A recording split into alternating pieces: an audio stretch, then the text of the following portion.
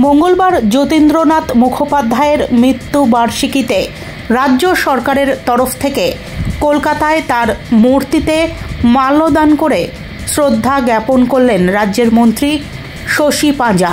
এরপর দুপুর ৩টে নাগাদ বাঙালির অস্মিতা নিয়ে আবারও একবার সরব হলেন তিনি এবং বিধানসভা অধিবেশনের শেষ দিনে বিজেপি বিধায়কদের বিক্ষোভ নিয়ে তীব্র নিন্দা জানালেন মন্ত্রী শশী পাঁজা।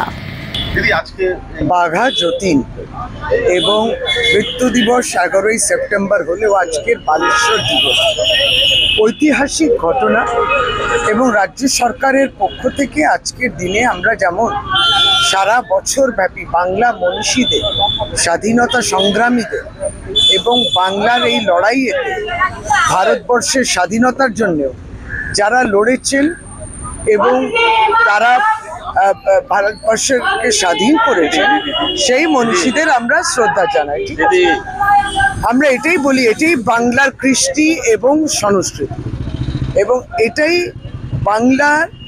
বাংলার মানুষ বাংলা ভাষায় যারা বলেন সমস্তটা এই যে উৎপীড়ন সহ্য করতে হচ্ছে এই সময় কোথাও না কোথাও আপনি যদি বাংলা ভাষার বিরুদ্ধে বলছেন, যারা বাংলাদেশি বলছেন, তাহলে এই যে যেই জায়গায় দাঁড়িয়ে রয়েছি, যার মৃত্যুবার্ষিকী উপলক্ষে আর আজকে বালেশ্বর দিবস পালন করছি, সেই বাঘা যতীনকেও অপমান করা।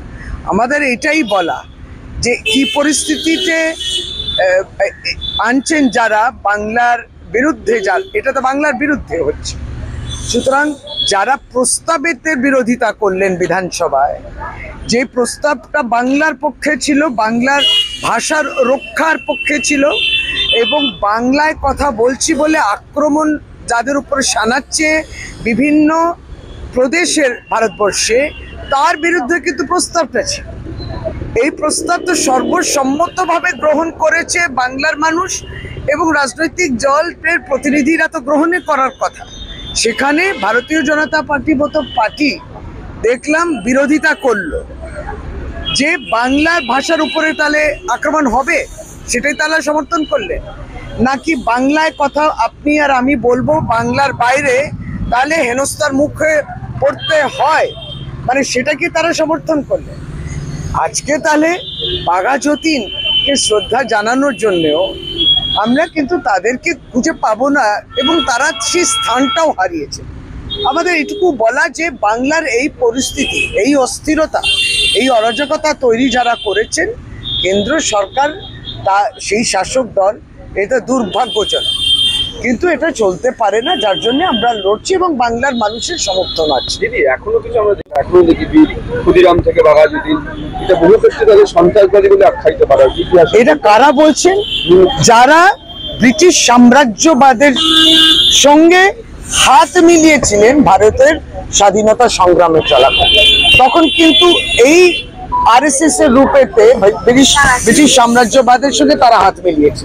তারা আজকে বিপ্লবীদের বলবেন বিভিন্ন তাদের ব্যাখ্যা তারা করছেন, কিন্তু তাদেরকে স্মরণও করবেন না, তাদেরকে সম্মানও দেখাবেন না। এটাই আমরা বলছি। ইতিহাসের পাতা পাল্টানোর চেষ্টা, ইতিহাসকে বিকৃত করার চেষ্টা করছেন কে? বিজেপি, কেন্দ্রীয় সরকার।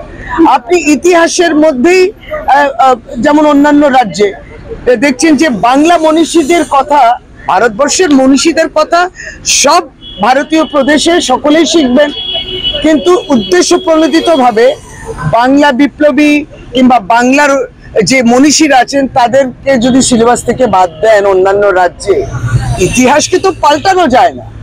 ইতিহাসকে স্মরণ করতে হয়। ইতিহাসে যেটা ভুল যদি হয়ে থাকে তার থেকে মানুষ শেখেন, কিন্তু ইতিহাসকে তবুও পাল্টানো যায় না। আর যেগুলো সঠিক সম্মান জানানোর জায়গায় সেগুলোকে আপনার ম্লান করছেন, সিলেবাস থেকে সরিয়ে দিচ্ছেন। দুঃখ জানার কেন বাংলার প্রতি এত ক্ষোভ, আক্রোশ, বিদ্বেষ, এই প্রশ্নটাই এসে যাচ্ছে।